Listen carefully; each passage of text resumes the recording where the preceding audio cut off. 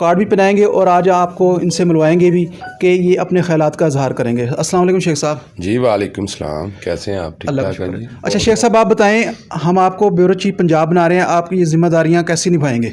इंशाअल्लाह बहुत बहुत शुक्रिया जी मुझे ये ओहदा देने का, और इसके साथ साथ इंशाअल्लाह ताला मेरी काविशें आपके साथ पूरी हैं, आपके शाना बशाना इंशाअल्लाह ताला काम करेंगे और अल्लाह के फजल से जो भी मामलात होंगे आपकी सरपरस्ती में इंशाअल्लाह करेंगे। पहले हम आपको कार्ड सरमिन करते हैं। ये देखिए जी, हम शेख साहब को कार्ड बना रहे हैं। ये हमारे ब्यूरो चीफ पंजाब शेख साहब हैं। बहुत शुक्रिया जी, बहुत बैठे शेख साहब। और ये हमारे एग्जेक्टिव मेंबर भी हैं कायदे-ए-आज़म प्रेस क्लब लाहौर के।